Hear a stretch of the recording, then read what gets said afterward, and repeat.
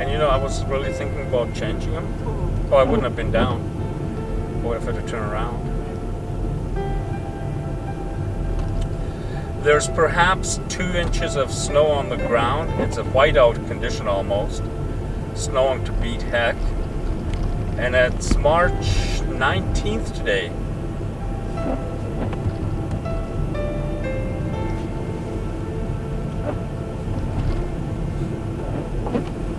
Tilt it up a bit, maybe we'll get more snow views. Just for a second and then you can put it back down.